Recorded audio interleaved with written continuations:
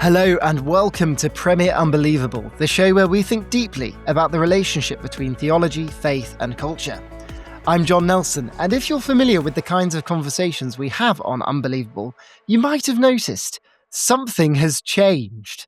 Since the heydays of New Atheism, the questions and discussions we are having about faith and religion as a culture have shifted. So today we want to do something a little different.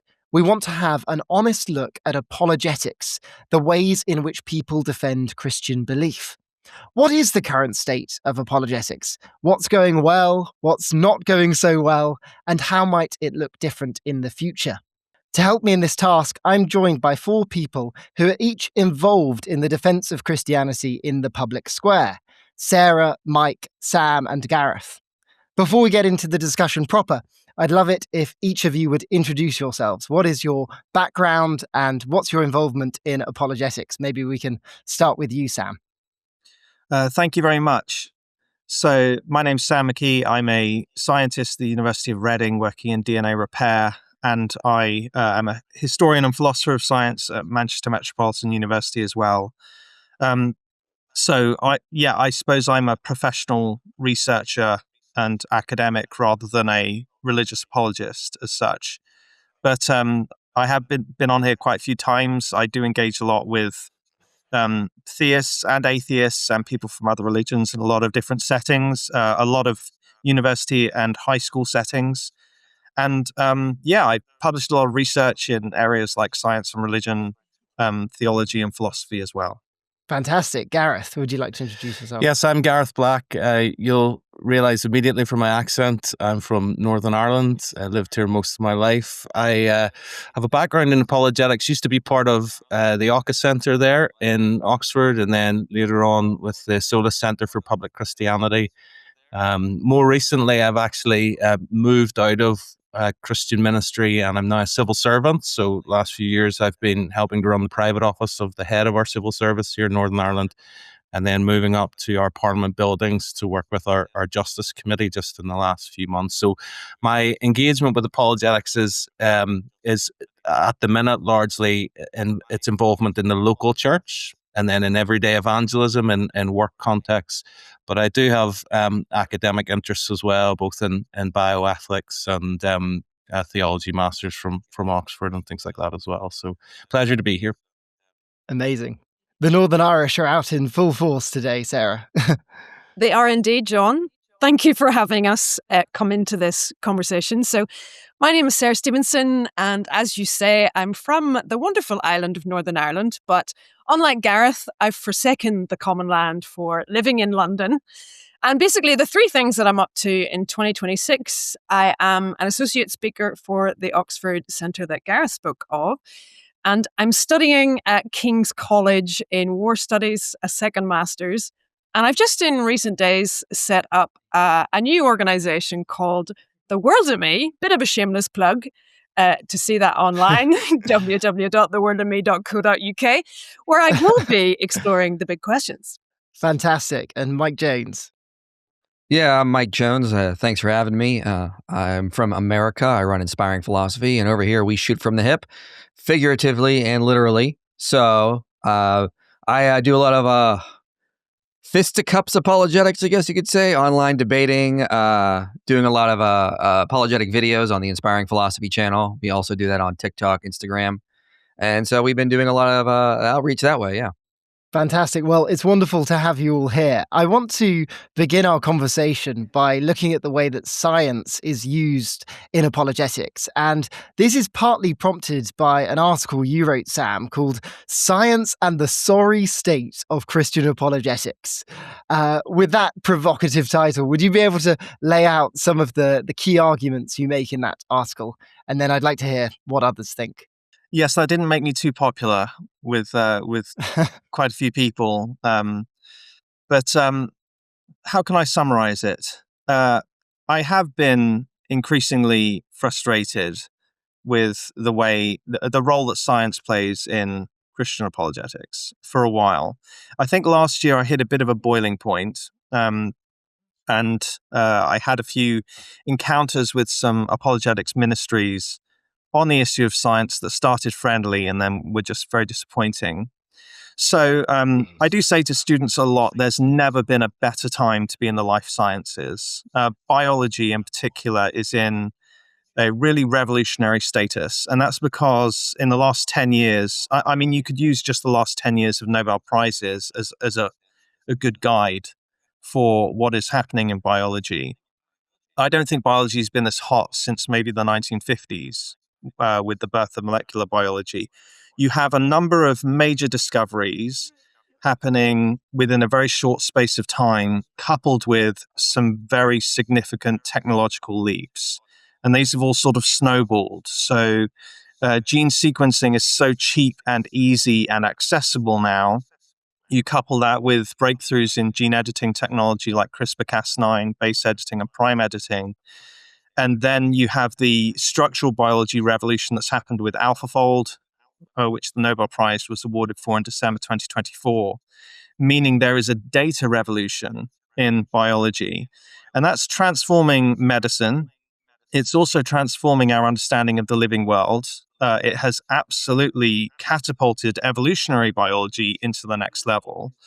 And then you have things like the 2022 Nobel Prize being awarded to Svante Pääbo for the sequencing of the Neanderthal genome. And I had the pleasure of meeting Svante 2 months ago and talking with him and discovering what that has done for medicine. Informing medicine is extraordinary. So the life sciences are in this amazing place. And unfortunately, there is a massive gap between the communication, the science communication, and where the science actually is. And unfortunately, the gap from there down to the church is also a big gap. So where the science actually is compared to where the general public thinks it is massive. That's as big a gulf in science as there is, unfortunately. We just don't have enough talented, paid science communicators who are able to disseminate this information to the public. However, if you were to talk to people in the apologetic space, and I know that the guests I have here are not part of the problem I'm highlighting, you would think that evolution hasn't changed for 150 years, or you're still talking to people who are stuck in the 1990s, unfortunately. And that's because the landscape of science and Christian apologetics is dominated by the marketing machines of creationism. And that is a real shame. It's not just a shame, though. It's a real problem on two accounts I'll share personally. Firstly, St. Augustine in the 4th century warned on the literal meaning of Genesis that it's a very shameful thing for a non-believer to hear one speaking ignorantly of the things of nature of which a non-believer is informed. For if they won't hear you on the things of nature, they will not hear you on the resurrection of the dead. And so if you're talking nonsense about the natural world, about the sciences, why will anyone trust you when you're then talking about Jesus and his death and resurrection? And you see this firsthand with a lot of young people leaving the church because they've been told they have to choose between science and religion. And then, of course, they go to high school or university and they discover for themselves what's true in science, particularly with evolution or cosmology. And they think, well, I have to make a choice. And if they were wrong about science, then they must be wrong about Jesus. And then they're out. Which is such a waste and a tragedy. But it also makes it incredibly difficult for us in the life sciences. Those of us who are Christians in the sciences, it just makes our lives very difficult, both in the sciences and in church.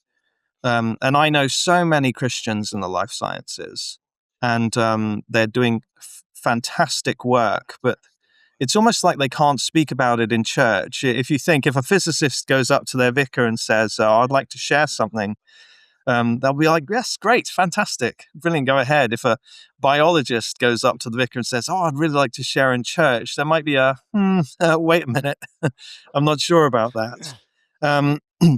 Firsthand, I'm on the board of Christians in Science, and I work very closely with the Faraday Institute. I was with them this morning.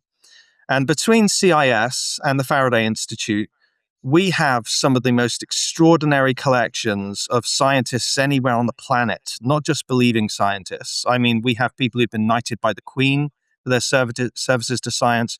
Most of the board are professors or life fellows at Oxford and Cambridge. They're at the forefront of their discipline. We have many, many fellows of the Royal Society, the oldest, most prestigious scientific body on the planet.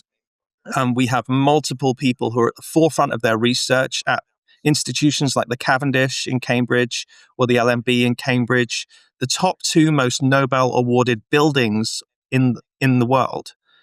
And the church has no idea who they are. Christian apologetics has no idea who they are. The science world knows who they are. They know exactly who they are.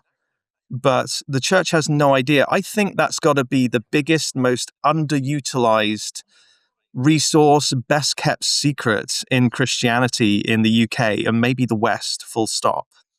All these incredible scientists. And the reason they don't know who they are is partly a marketing problem on their part, but also because the intelligent design and creationist people have so aggressively marketed themselves into the apologetic space. When your average Christian thinks about science and religion, they probably think of Ken Ham, who's not a scientist, or Stephen Meyer, who's not a scientist, or Kent Hovind, who's not a scientist, or they might think of John Lennox, which is much better, but again, not a scientist.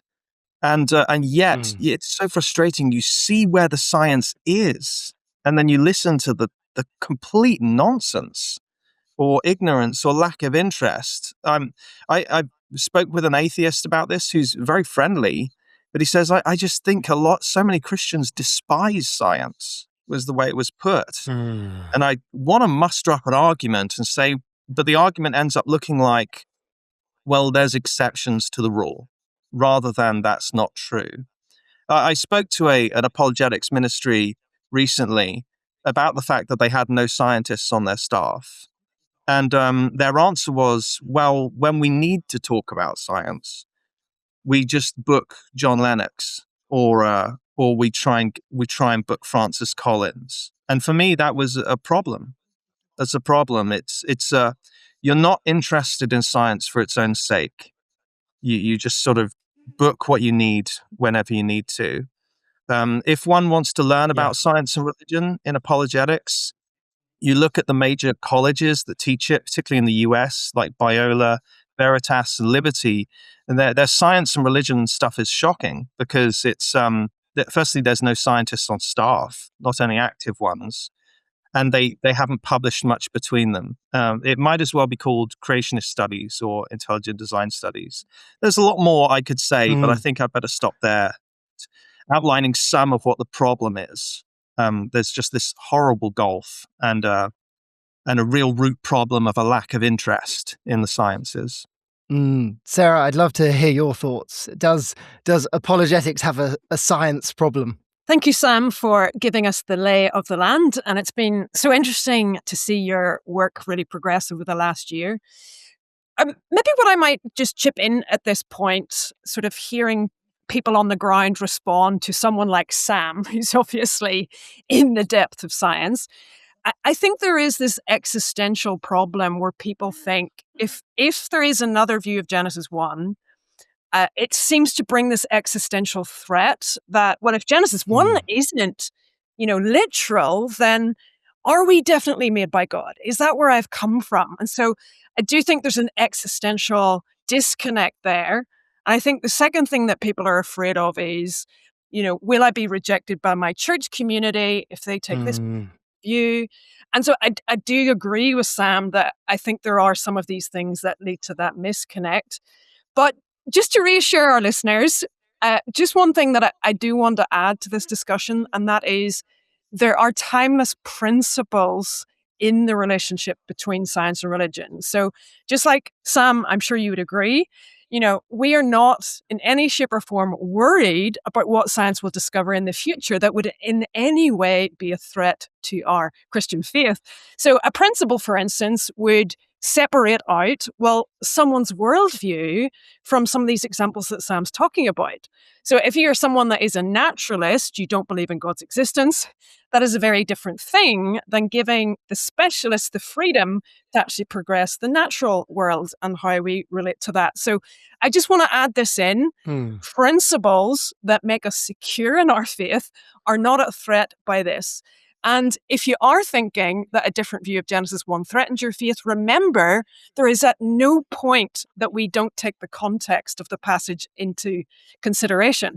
Whenever we read Jesus' teaching, there is a context that helps us understand what he's saying.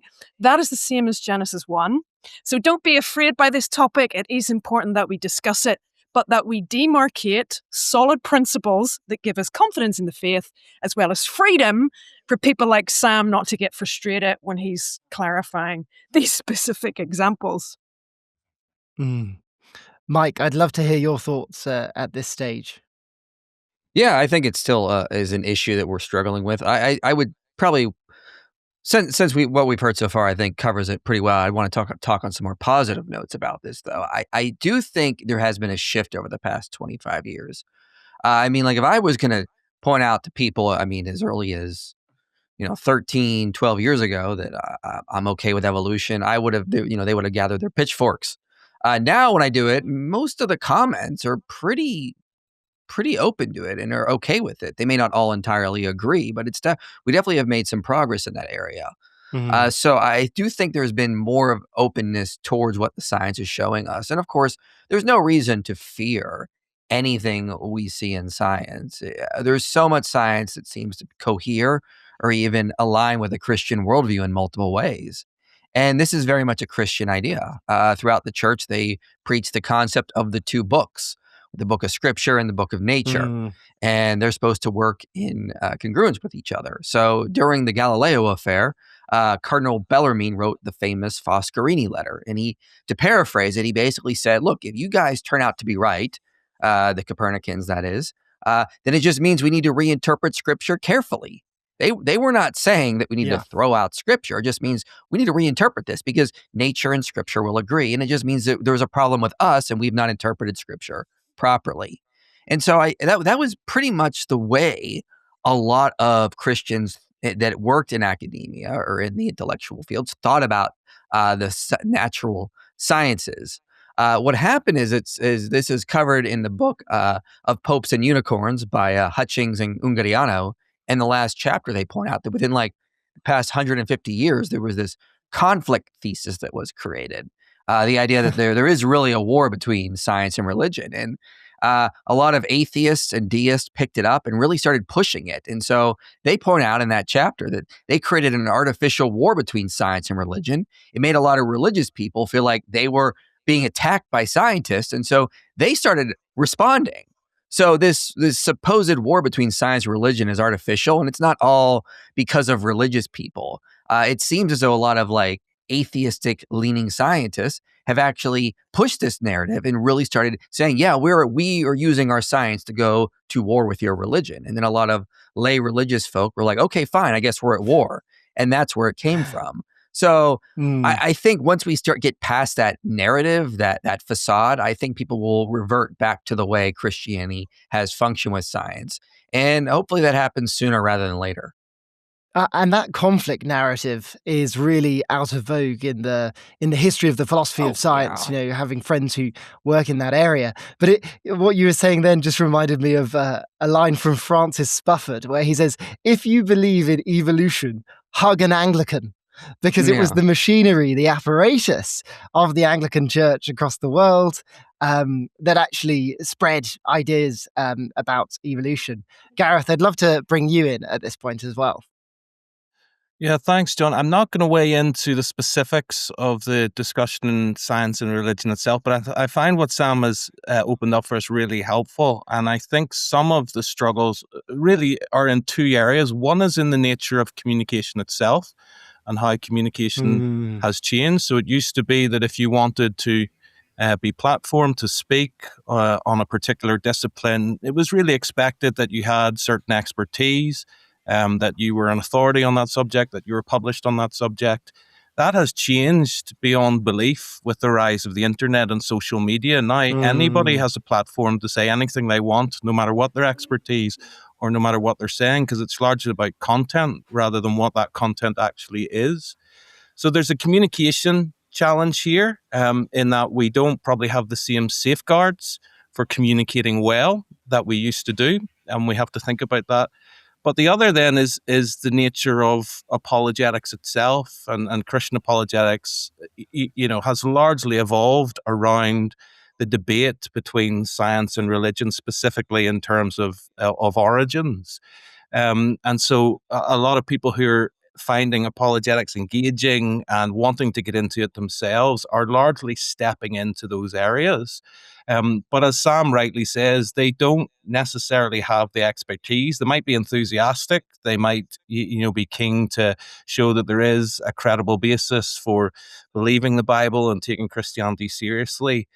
But speaking with authority on science is a totally different thing. I can remember when I was working for a Christian organization being very reticent to speak on the topic of science because I had no serious education in the subject whatsoever. And I can remember somebody saying to me, "Oh, it doesn't matter because you're just dealing with the science of religion anyway. You don't really need to know any science."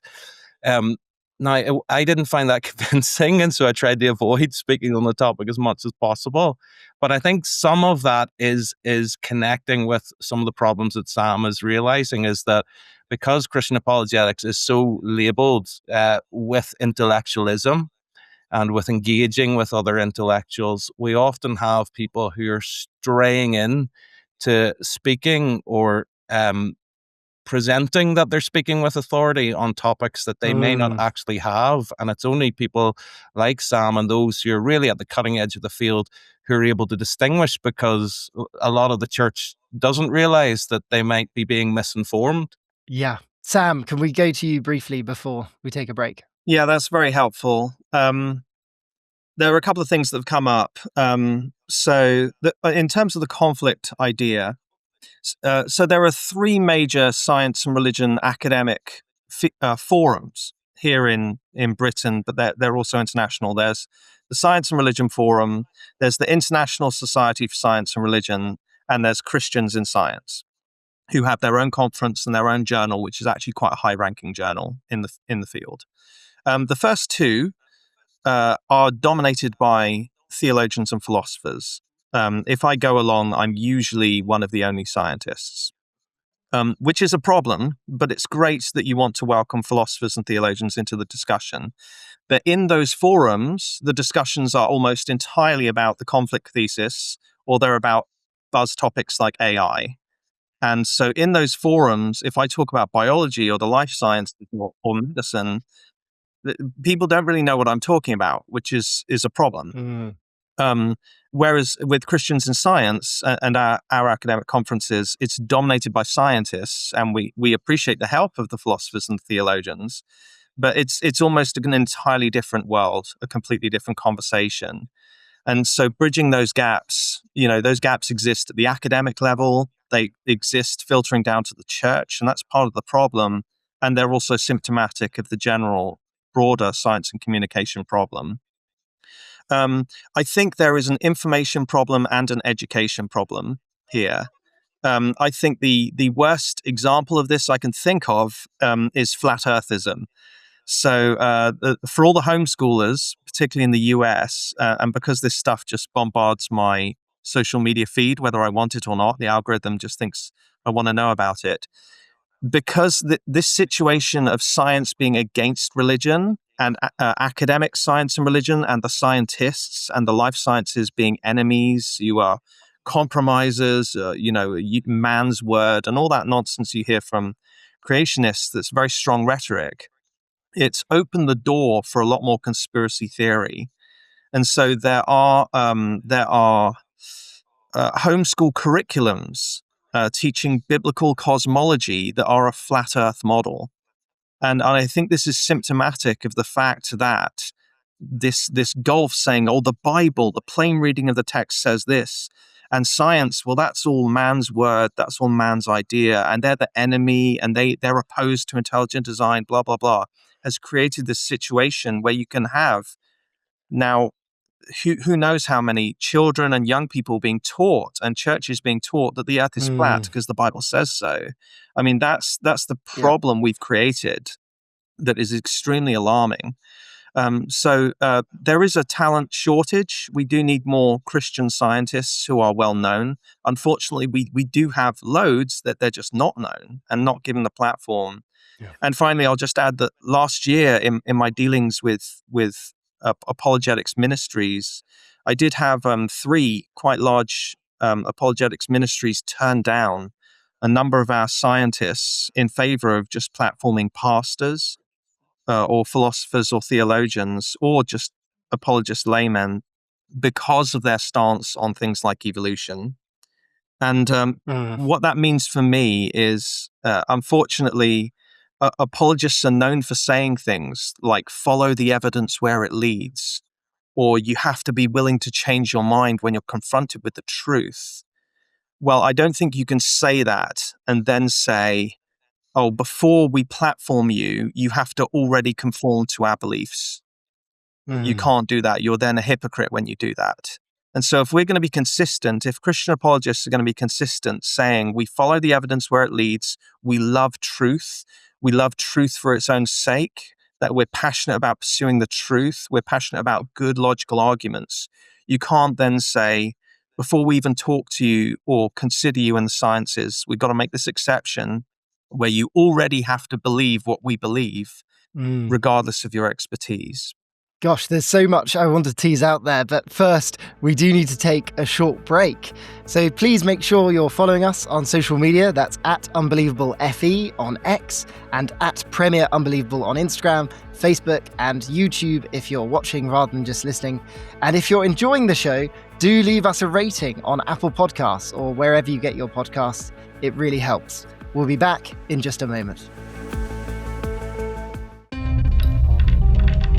Historians don't argue that something that happened only once in all of history is the most probable occurrence because somebody said it happened. Unless there's an incredible evidence. The incredible evidence is that Paul said so? Not just that. Where was the expectation of a Messiah rising again from the dead? Tell me that. How many ancient Christian writings do we have by somebody who says in those writings that he saw Jesus? No, this is my turn. Let me finish. Let me finish my point. I'm answering your question. You weren't answering the question. You asked me my question. Okay. And I'll I'm let you answering finish. Let's let Bout finish. That was the exciting part when we arm wrestle.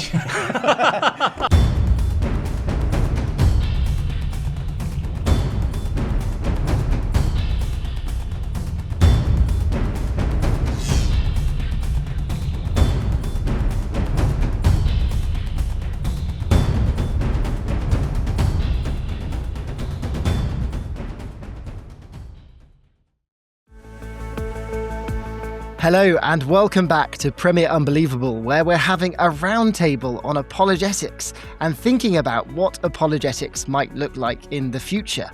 As you were talking then, Sam, I was reminded of something that C.S. Lewis speaks about in God in the Dock. He says, what we want is not more little books about Christianity, but more little books by Christians on other subjects with their Christianity latent. And he goes on to say it's not the books written in defense of Christianity that are the most useful, but those that assume Christianity and show it to be true in the ordinary course of life. And so I wondered, what might that look like for a scientist or a biblical scholar or someone to have a kind of Christianity latent within their writings? Is that the kind of approach that you would want to see going forward? Wow, that's very interesting. At our conferences, for example, at our winter conference up in Manchester for Christians in Science, where, like I said, we have about 60 scientists in the room, many of them at the forefront of their disciplines, many of them heading major journals, a lot of them fellows of the Royal Society, a lot of them working at places like Oxford and Cambridge. Our theme was, what does it mean in practice to be a Christian in the sciences in your day-to-day work? and just having the space to talk about that and think about that. And it was wonderful, but it did make me think like, wow, this is the only place I've ever been given to talk about that or think about that. It is nothing like what the creationist and ID people think it is. We don't go in there and just talk about Darwin all day and then talk about how much we love materialism or anything like that. It can't be that different for what it is to be a businessman who goes to work as a Christian, or a milkman, or a brick builder. It is the same thing in terms of exploring how you live out your faith in the public sphere. But where it's different is partly because science is such this specialist expertise laden subject where you're uncovering truth about the natural world and you're turning that into technology, you're turning that into medicine. You are kind of at the forefront, and for whatever an atheist or a secularist may think about the world, science and academic authority are still the voices they'll probably listen to the most.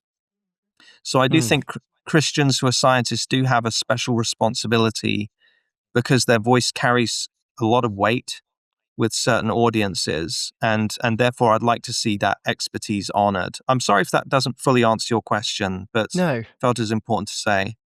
Yeah, I think that's really important. I think, Sarah, do you want to chip in here? Yes, thank you so much for that again, Sam and John. I think that within this discussion of apologetics, I think part of the problem, and obviously Sam's taking it into the science and religion relationship because that is obviously an area of expertise.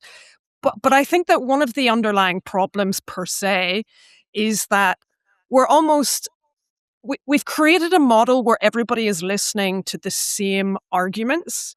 So if you're new to apologetics, you come in, you listen to the exact same questions, and it goes on repeat. And next week, we're going to ask the question that we've been asking for 20 years, and we're going to listen to the same ideas. So I think we're caught in this repetitive cycle where the same ideas and arguments are going round in circles, which would basically mean if you're interested in science, it's going to stay in the 1970s because it just keeps swirling round. Whereas for me, obviously, with what I'm studying at college, so many of the apologetics questions are changing. People are asking questions in relation to, well, is the presentation of Christianity in politics the same as it is in the local church? And there's such a confusion between, a political party's representation and, what Jesus might be in truth and love. So I think we're all seeing in our various areas that there's an overreach when it comes to people sharing perspectives that maybe are not trained in how do you discern these things. Because, obviously when I'm studying these things, you can see how international law works, how states works, how politics works. And it becomes a little bit clarifying then in the relationship between what's political and what's, genuine Christianity. And so I think to Gareth's point, I think if we're going to get on board this journey of apologetics, we need to be clear. Where are we expressing these opinions from? Where's our training coming from? Have you actually done professional training in the particular area that you're speaking into?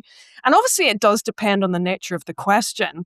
So for instance, I would love to see, and I know that, John, we might talk about this later on, but I would love to see apologetics get more creative. I'd love to see people with a lifetime of experience and stories and other ways that they can get on board in a genuine discussion, actually meet the thinkers for us to get more creative with apologetics, but always being clarifying as to how we're coming at the question what our experience is, which basically means, that you're not gate crashing Christianity with whatever your limited expertise is.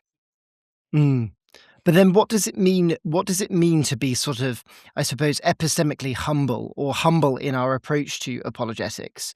Because I think something we're highlighting in this conversation is that there is a kind of credentialist problem with apologetics. And I, as a biblical scholar, I see this a lot in my field. And I actually resonated a lot with what you were saying, Sam, when I read your article, which is that someone gets, say, a doctorate, maybe from a university, an elite university like Oxford or Cambridge, maybe in text criticism of the Bible, which is the study of ancient manuscripts. And will go back maybe to the States and will then speak as an expert on the historical Jesus, the Gospels. And I'm thinking, what? That's, though people won't know, that's not your specific area of training. There are historians of Jesus. There are people who study the first century world and not, 4th century manuscripts. So does that, it feels like baked into apologetics or being an apologist, there is a kind of natural overreach where you want to talk about lots of different subjects and you want to make sense of your worldview holistically. So in practice, as some of you are apologists, how do you actually navigate, not being an expert and having to say, I don't know, and wanting to listen, with also wanting to provide people with credible answers to their questions about Christianity? Gareth, I'm not sure if you have any thoughts on that. Well, I do, and I think that your term epistemically humble is crucial. And I think part of the problem why there is this concern about overreach is that we have framed apologetics largely through Christian intellectualism, so that anybody who is an apologist really has to come with these great academic credentials in order to really speak on the topic, whether they're an expert on it or not. And for me, that's part of the issue. I'm very much, Sam's coming at this from one angle, and we have people who are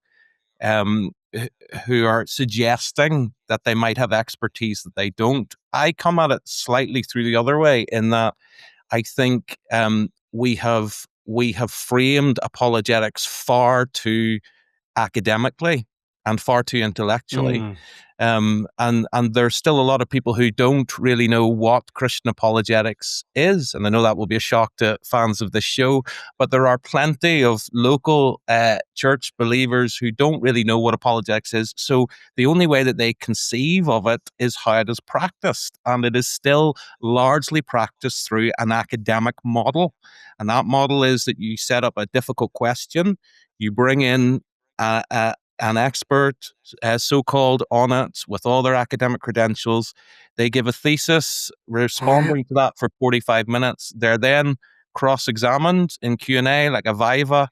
And, that's done in different ways through debates, but it's still largely the area of specialists. And of course, there's absolutely nothing wrong with that. We need them. And where those people are specialists, we can benefit a lot.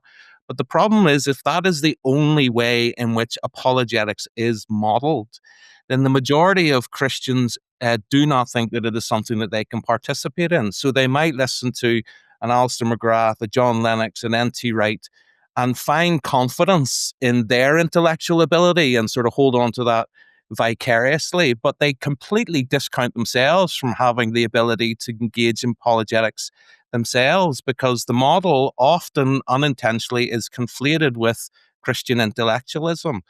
And I think that's part of a problem, because the Bible commands all Christians to be involved in apologetics, all Christians to be ready and to be able to give a reason for the hope that they have. And those are not very often, when we see Paul or the apostles giving a defense or giving an apologia, it's not in the context that we often have that happening today. It's in everyday conversations, it's in work situations, it's in the context of everyday relationships. And I think if we modeled that as apologetics a little bit more rather than the academic model, first of all, most believers, everyday believers, would probably feel that it's something that they can get involved in.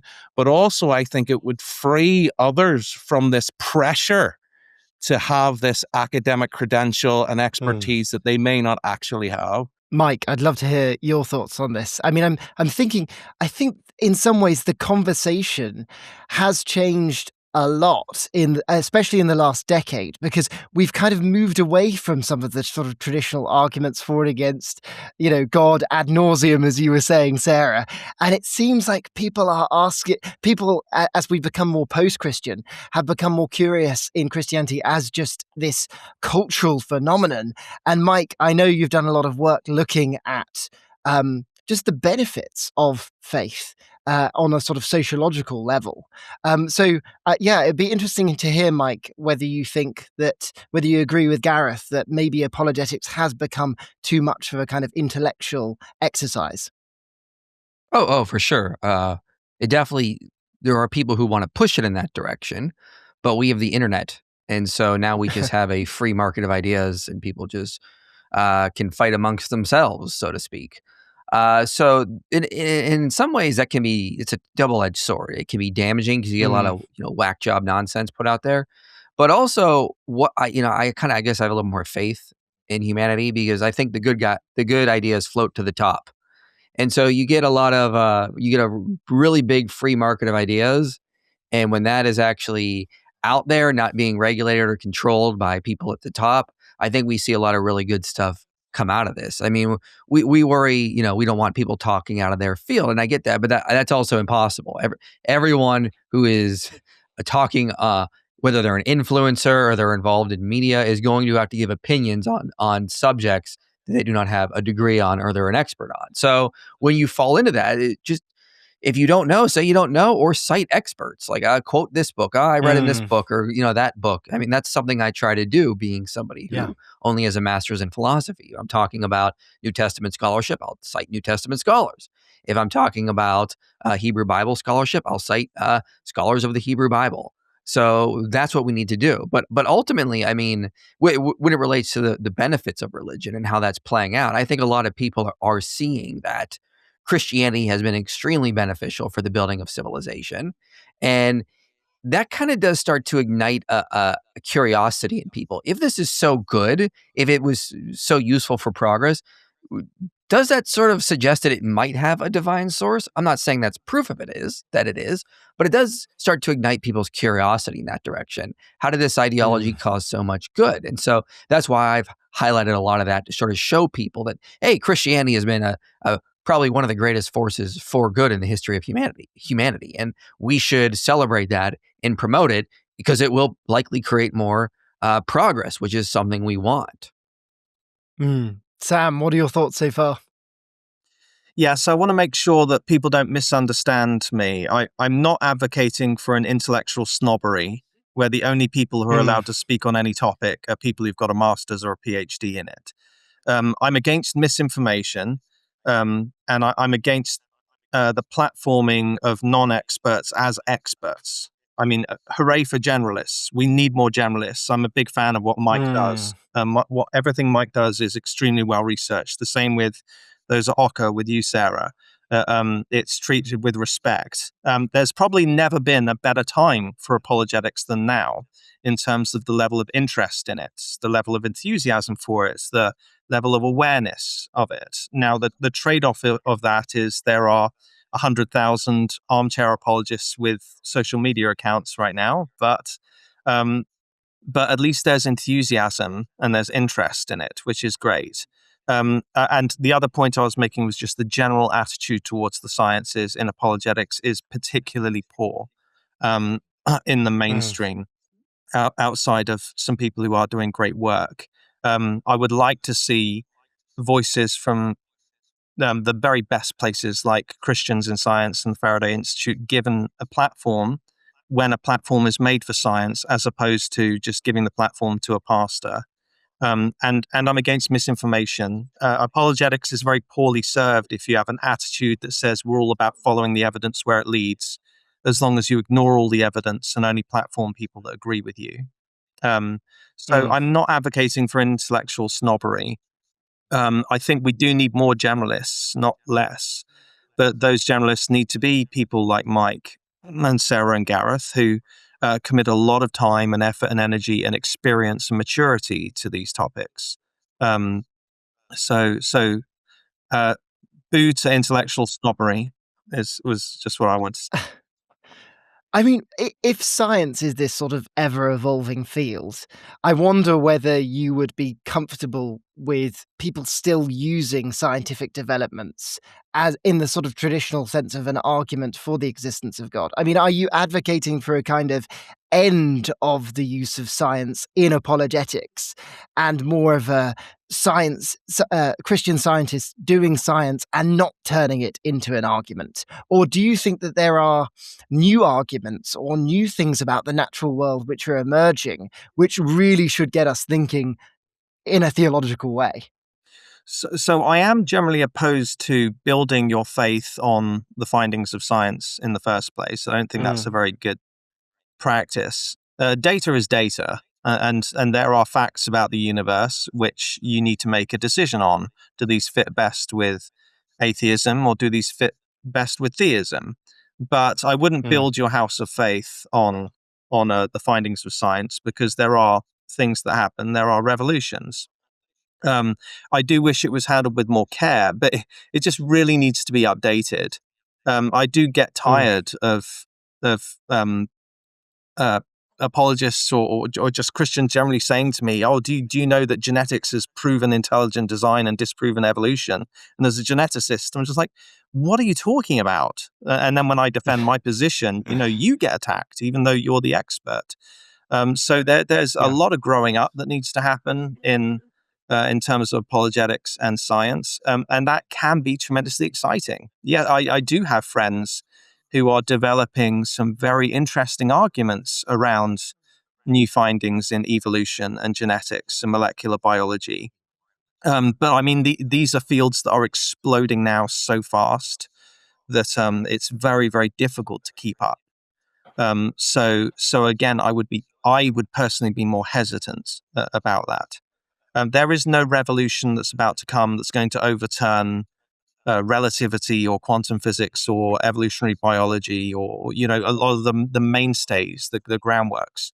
But there are revolutions happening at the technological level and at the medicine level and those sorts of things, which are going to transform the way the world looks in the next 15, 20, 30 years. Sarah, what are your thoughts?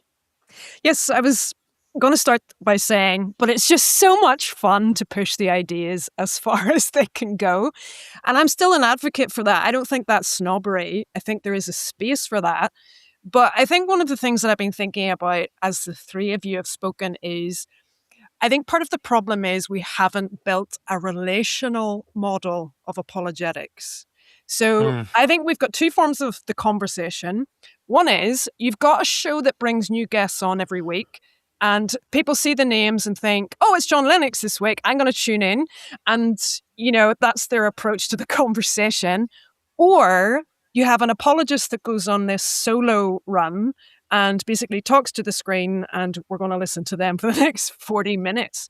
And I don't see other approaches to conversations happening like that.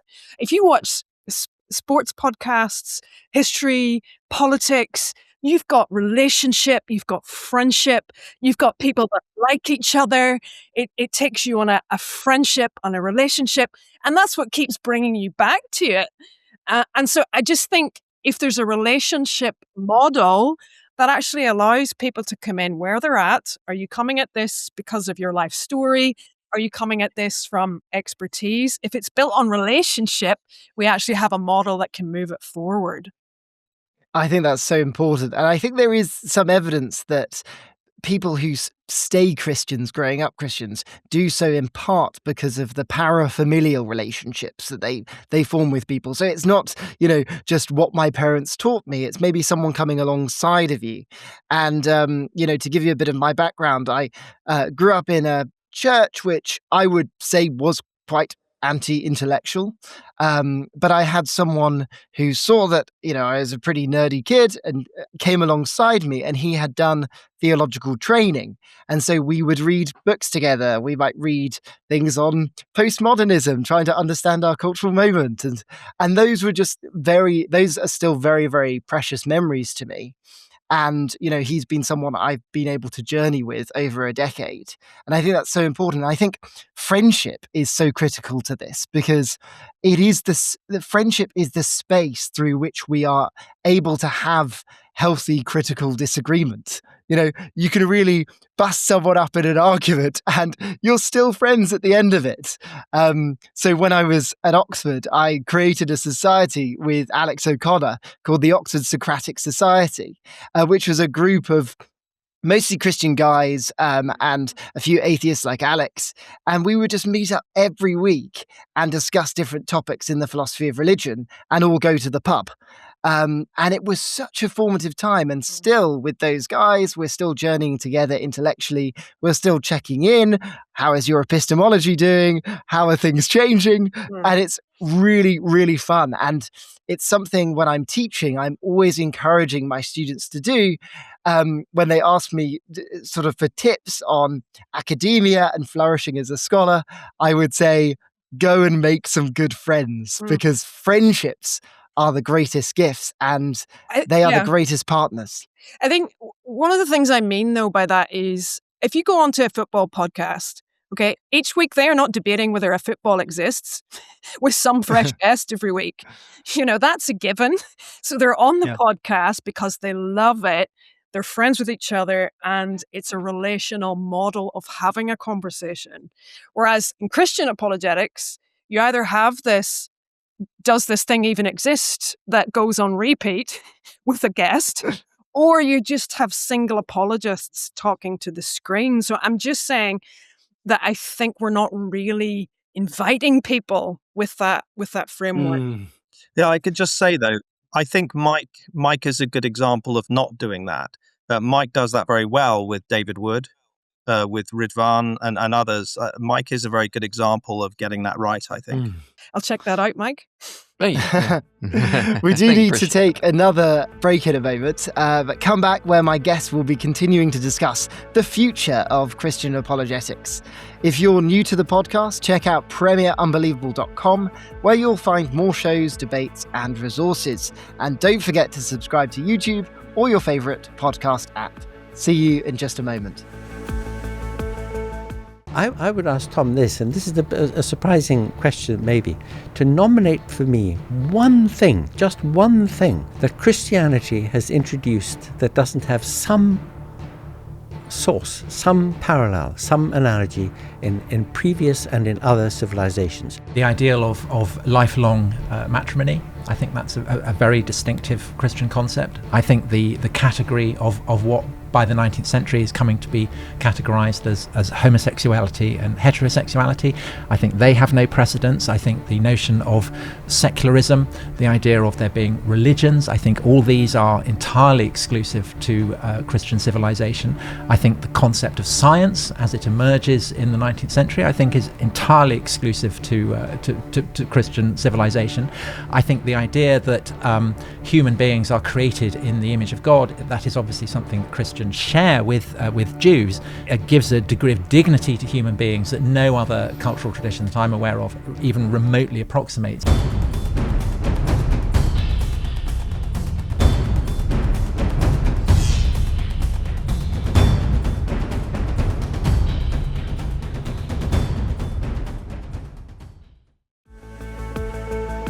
Hello and welcome back to Premier Unbelievable, where we're having a roundtable on the future of apologetics.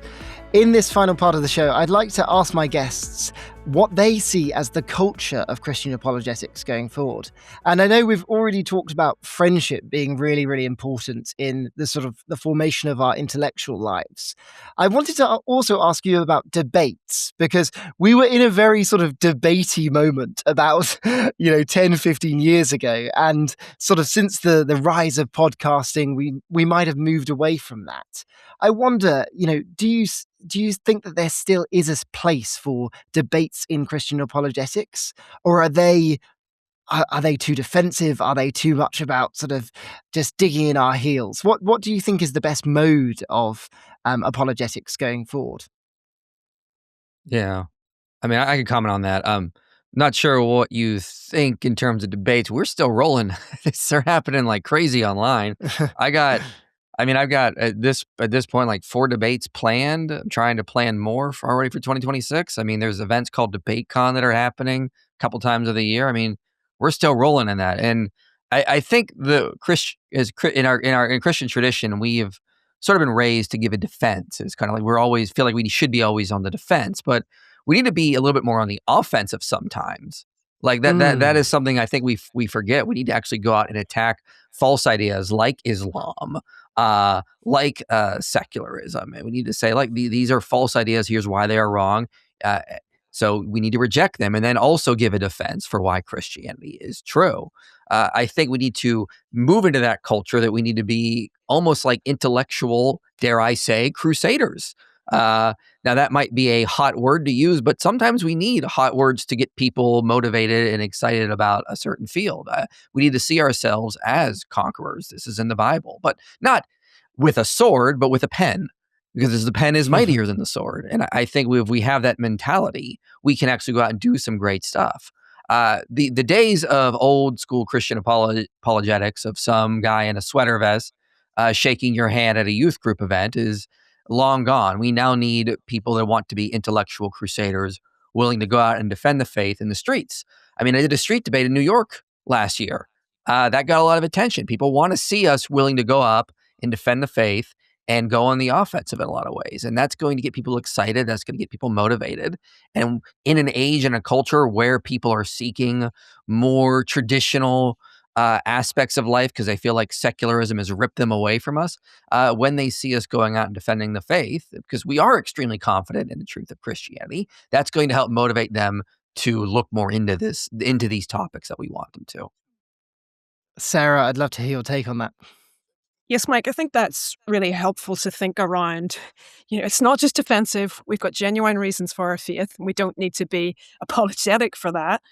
I think within that framework, just as an add-on to that, I'd say, I do think, given our cultural moment, it's so important that we really show Jesus to be who he is in both truth and love.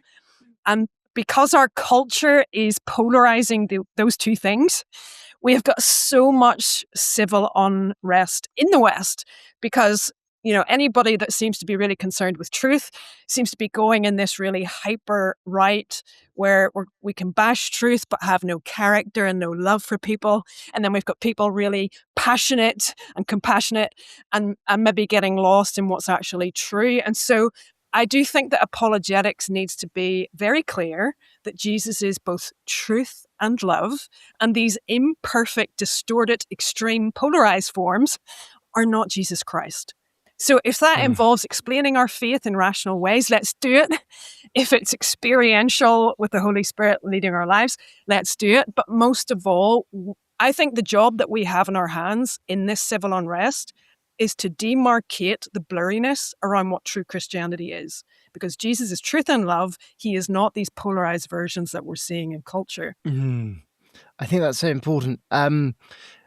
I was thinking about something you said earlier as well, Sarah, which is that, we seem to have been, I think in the apologetics community, apologists have almost been trapped in a kind of atheist Christian dialectic, and there maybe isn't so much conversation with other worldviews, with other spiritualities. Do you think that our focus in the apologetics community has been too centered on sort of answering the science-religion conflict hypothesis or answering questions of materialism, and hasn't actually been focused on having genuine conversations with people from across a range of different worldviews? Well, just a quick thought on that, and that is to say, how vastly has England not changed in the last 3 years?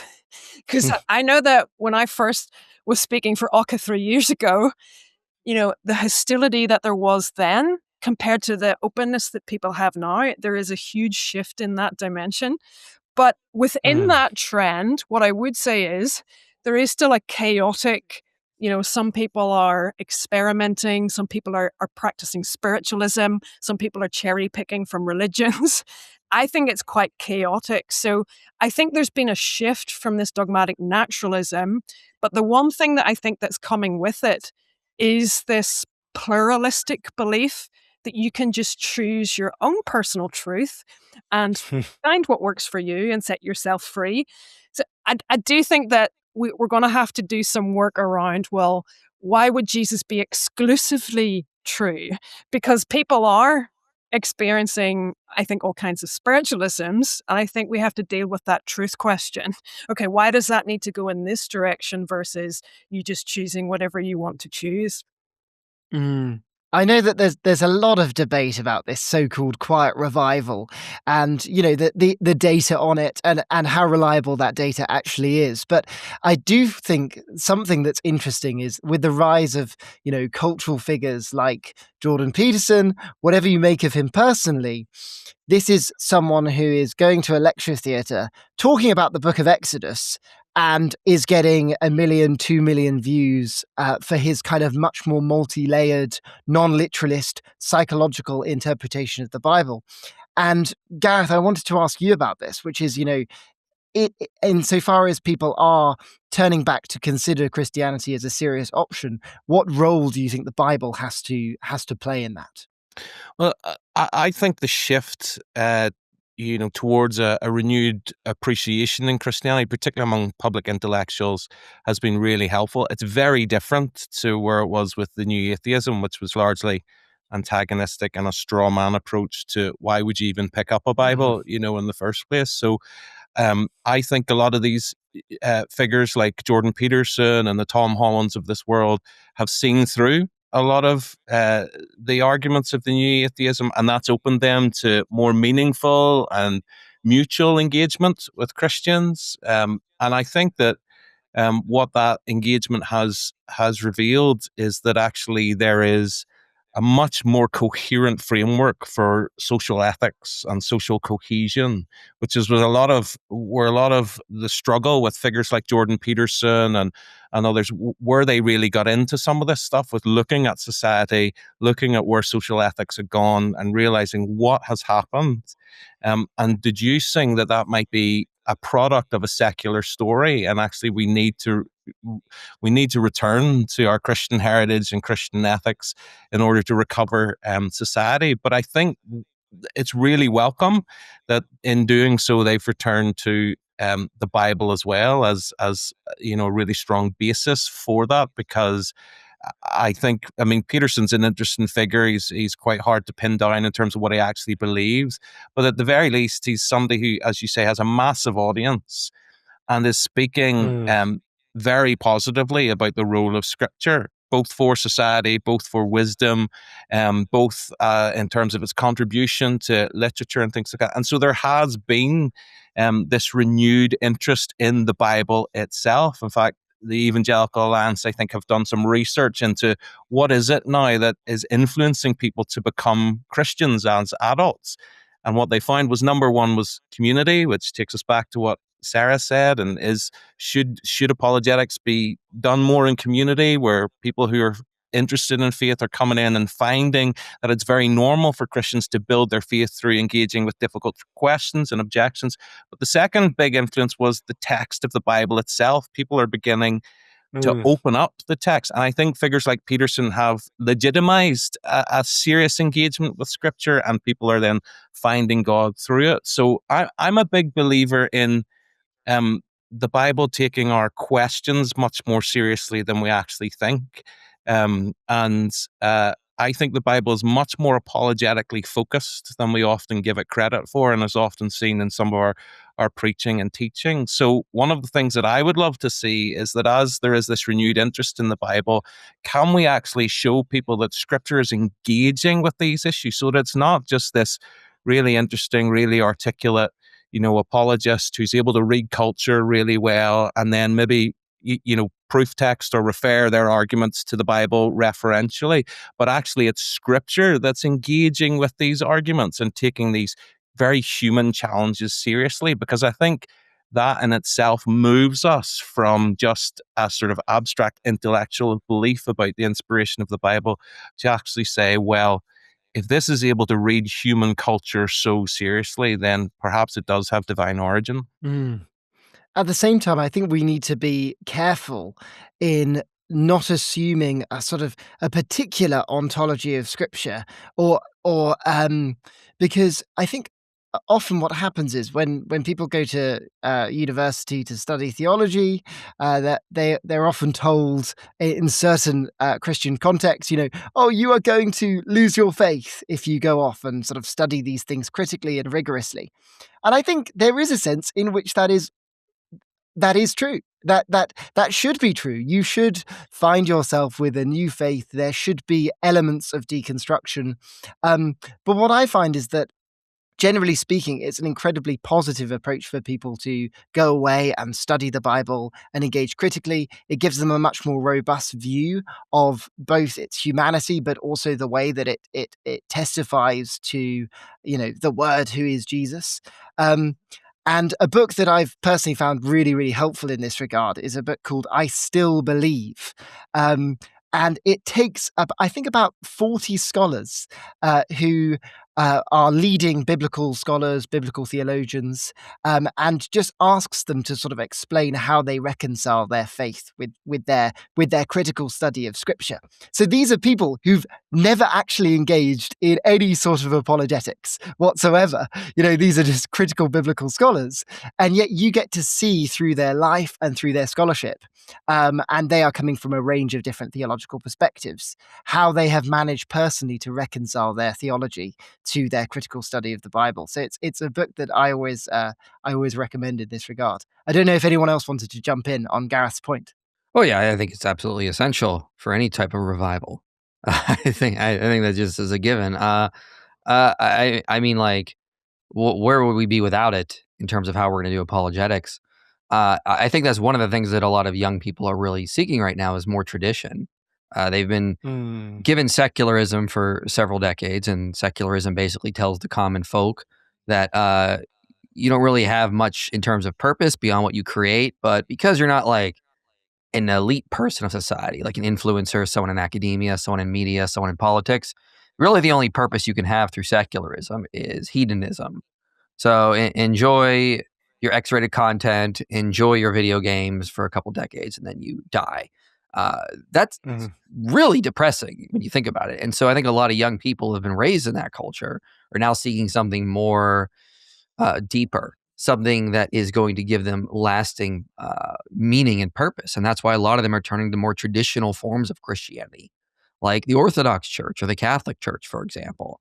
We've heard a lot of young men are moving in that direction. And so I think this is one of the reasons the Quiet Revival is coming about. I think a lot of it has to do with just the failings of secularism. And if we're not there to meet them and invite them into Christianity, we could miss this opportunity. So I'm always encouraging more and more Christians to be involved in that and to get on board, because this is a golden opportunity. As like Jesus said, the workers are few, even though the harvest is ready. So we need more people to get out there and start inviting people, because we could miss this opportunity if we do not seize the moment. Yeah, Sarah, let's go to you. Thank you, Mike. That was really, really helpful. I think maybe what might help a little bit of this is, where do we go next with the changing moment, the mini revival, and we're reflecting on, obviously, apologetics today. Just a thought that we all have a different calling and a vision. And when we're in tune with the spirits and pursuing what Jesus wants for our lives, apologetics, like anything, will be used in different ways according to the vision that he has for you. And so I just want to make it really clear from this conversation that none of us are saying you must be an expert in this particular theme or do apologetics in the exact same way, because we need the Sam McKees to clarify, where science is at. And we need the Unbelievable podcast to engage this space and the ideas and people that have other worldviews. Like, that is a calling, that is a vision. I'm just saying that, for some people maybe coming in at this, you don't have to be the Unbelievable podcast and you don't have to be Sam McKee. What is it that Jesus is leading your life to do with apologetics? And what we've been doing is having some ideas around where maybe some of those things could go in a practical way. In terms of practicality, we have the internet. Get online, make a TikTok account, do reaction videos. That's very popular right now. Get on Instagram, get on YouTube, start doing reactions, responding to stuff out there. And it's very easy now to get involved. Yeah, I mean, we've talked about where the future of apologetics is going in terms of culture in the Bible, but I would be a big advocate for saying that one of the things that we really need to look to for the future is really integrating apologetics more into the life of the local church. And more into pastoral aspects. I do still think we've talked a lot about the internet, and we've talked a lot about academic models where it's largely about the sharing of ideas. But I would really love to see more apologetics happening organically in broader context of discipleship and church life and relationships and things like that. Because, if the new atheism, that awakened a lot of people to the need and got a lot of people into apologetics. And if that's died down and maybe those questions aren't coming from public intellectuals in the same way that they are, we still need apologetics, because life and experiences and our own lived experiences going to raise questions for our faith. There's simply no doubt about that.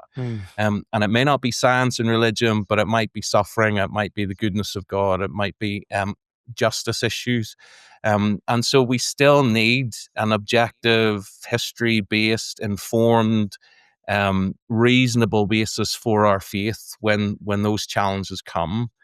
But we also need people to engage with those with us. And you talked about it yourself, John, in terms of that individual who saw you for who you were and the way God had made you, and didn't try to conform you into all the other young people in your youth group, but really celebrated your intellectual capability and showed you that actually your Christian faith and discipleship had every place for that, and in fact encouraged it.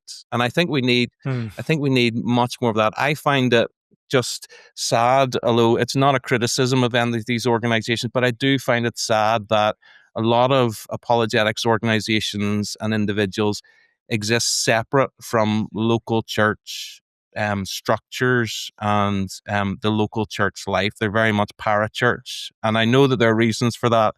Apologists and evangelists like to move a lot quicker than sometimes church leaders often do.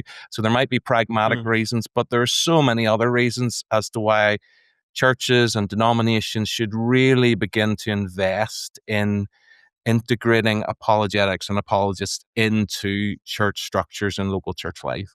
Sarah, do you have a response to that? Yeah, I want to be really positive at this point because, I literally have seen for the last 3 years since I've come into apologetics how transformational it is. Do you see when people get their questions answered? The barriers just seem to crumble in front of your eyes. And so I really do want to encourage this methodology. People really respond to it. And yeah, I think just there's such a space for us to let God lead our lives in whatever way that is, whether it's debating people, whether it's clarifying a particular area. And as Gareth said, I think just a greater unity in this, that we're not competing against each other. So whatever this organization's doing over here in their way, that we're all in it together. And yeah, I think the sort of barriers between the church and the apologists, I think we've all said in this today, we need those to come down because we need to work together in those things. And yeah, if you're interested in getting training, just to highlight the Oxford Centre for Christian Apologetics courses, that is a way that you can get training and then get plugged into your local church to use those skills. I'm so glad you highlighted OCCA, because my final question was going to be to all of you. What is a book? What is a resource that you think would be really helpful for people maybe on a holistic level? Because obviously there are books that we could recommend in specific areas of theology and philosophy of religion. But are there any books that sort of broad overviews that have been really helpful for you on your journey? Maybe we could start with you, Sam. Well, I'll use this opportunity to just drill down on the sciences one there, and because I do genuinely believe that Christians in Science and the Faraday Institute for Science and Religion are the very best you can find on the planet in terms of a resource for the engagement between Christianity and the sciences. There is fine work done at Oxford University and Cambridge University and the University of Edinburgh but that all tends to be cohered very well into the work of the Faraday Institute for Science and Religion, which is part of Cambridge University, and Christians in Science as a body. So if that in particular is something you would want to understand more of, do check it out. It really is the greatest kept secret of the church here in the West. There you go. Gareth, Mike, do you have any books or resources that you want to highlight? Well, just one at the very introductory level. It's actually an evangelistic book. It's a book that I helped to write with some friends from the Solis Center for Public Christianity up in Dundee. It's called Have You Ever Wondered? And it's really just what we do is we take a selection of 30 questions that really connect with where people are. So have you ever wondered why the environment matters? Or have you ever wondered why why suffering seems like a bad thing, or why we always like sort of good endings, and really then tries to connect those commonalities in human experiences with how the Christian story makes the most sense of them. They're very, each chapter is very short. They're only maybe 3 or 4 pages each chapter, but it really, it's good evangelistically, but it's also good for young people as well, just again to legitimize the asking of questions and the exploring of faith and building of faith through asking questions. So Have You Ever Wondered would be one that I would recommend. That's fantastic. And Mike, do you have a book? Yeah, I always recommend Philosophical Foundations for a Christian Worldview. I think that's a good place to get some general topics on stuff. You can also check out the YouTube channel, Inspiring Philosophy. We're trying to do that with videos, cover so many different topics in terms of Christian apologetics. So if you need more videos, you want to listen, check out the YouTube channel, Inspiring Philosophy, where we're making that in video form. Well, thank you so much for those recommendations. And this has been a fantastic discussion. I'm sure we could go on for hours on this subject, but we do have to draw it to a close. Thank you, Sam, Mike, Sarah, Gareth, for taking part and helping us to think deeper about the future of apologetics. If you enjoyed today's show, please share it, leave a review on Apple Podcasts, and consider supporting our work at premierunbelievable.com. And do let us know what you thought of this discussion. Email us at unbelievable@premier.org.uk. Until next time, I'm John Nelson, and you've been watching and listening to Unbelievable.